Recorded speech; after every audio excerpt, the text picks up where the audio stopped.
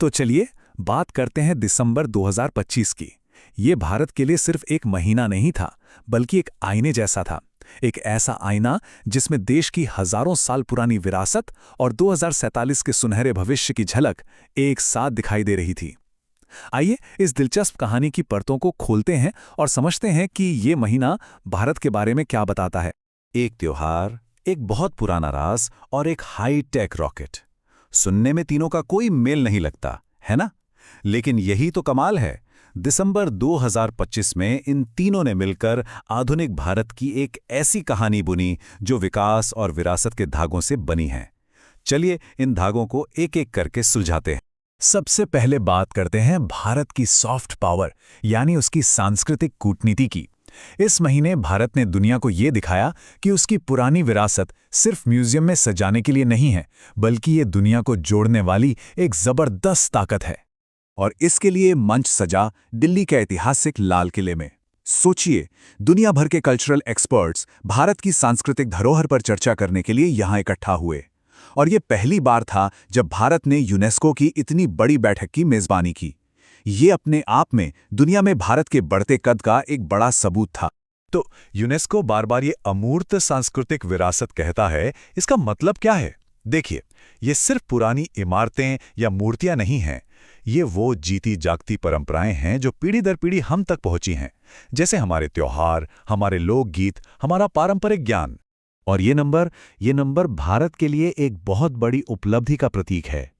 इसी बैठक में भारत का 16वां कल्चरल खजाना यूनेस्को की मशहूर लिस्ट में शामिल हुआ, और वो था हम सबका पसंदीदा त्योहार दीपावली।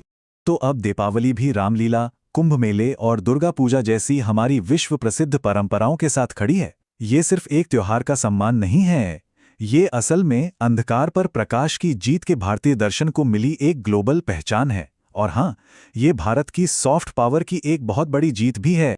अच्छा, एक तरफ तो भारत अपनी संस्कृति को पूरी दुनिया में दिखा रहा था, लेकिन वहीं दूसरी तरफ वो अपने ही इतिहास की गहराइयों में भी उतर रहा था। क्योंकि ये बात तो साफ है, एक मजबूत भविष्य की नींव हमेशा अपने अतीत की सही समझ पर ही रखी जाती है। इसके लिए भारतीय पुरातत्व सर्वेक्षण यानी ASI ने अपने काम करने के तरीके में कुछ बड़े बदलाव किए। अब कोई भी खुदाई किसी एक व्यक्ति की मर्जी से नहीं, बल्कि एक प्रॉपर सिस्टम से होगी। और सबसे जरूरी बात, रिपोर्ट जमा करने के लिए एक सख्त टाइमलाइन बना दी गई है। मतलब अब सालों साल रिपोर्ट अटकी नहीं रहेगी। काम में तेजी और जवाबदेही दोनों बढ़ेंगी।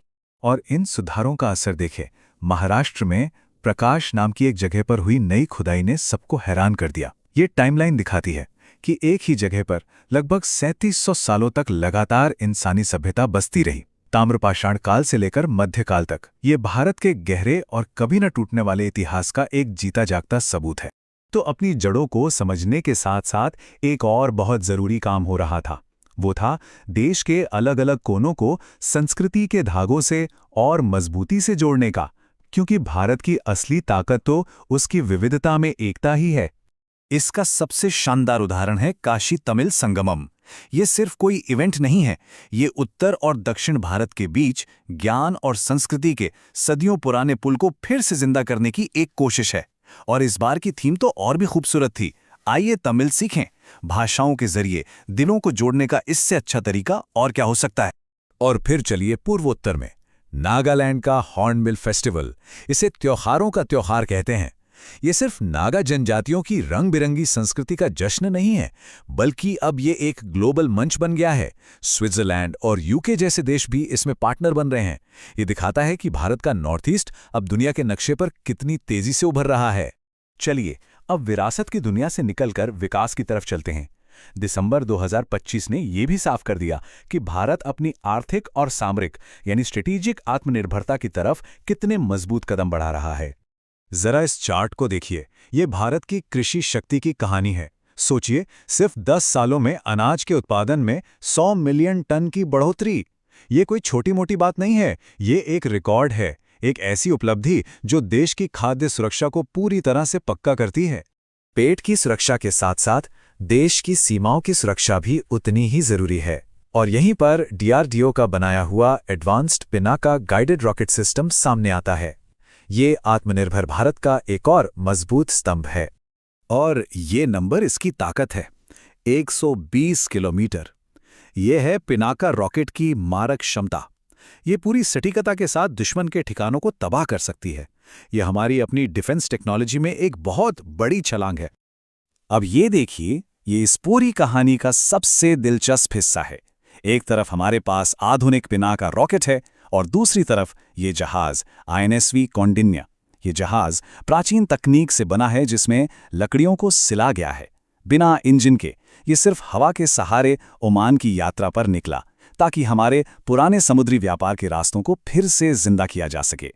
ये तस्वीर विरासत और विकास के संगम का सबसे बेहतरीन उदाहरण है। और जब हम सैन्य ताकत की बात कर रहे हैं तो 16 दिसंबर यानी विजय दिवस को कैसे भूल सकते हैं। ये नंबर 93,000 1971 की जंग में सरेंडर करने वाले दुश्मन सैनिकों की संख्या है। ये वर्ल्ड हिस्ट्री में अब तक का सबसे बड़ा मिलिट्री सरेंडर था। भारतीय सेना के शौर्य का एक ऐसा प्रतीक जिसे हमेशा याद रखा जाए। तो संस्कृति, इतिहास, खेती और रक्षा, जब हम इन सभी अलग अलग घटनाओं को एक साथ देखते हैं तो एक बड़ी तस्वीर सामने आती है। ये सभी भारत के 2047 के विजन के अहम हिस्से हैं जो मिलकर एक मजबूत राष्ट्र की कहानी कह रहे हैं। इस सफर में डॉक्टर BR अम्बेडकर के ये शब्द एक गाइड की तरह हैं, जिन्हें महापरिनिर्वाण दिवस पर याद किया गया।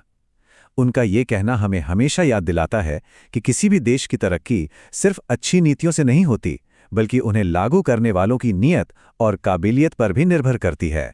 और आखिर में एक सवाल, जैसे जैसे भारत अपनी विरासत को साथ लेकर भविष्य की तरफ बढ़ रहा है, तो उसकी सबसे स्थायी, सबसे मजबूत विरासत क्या होगी?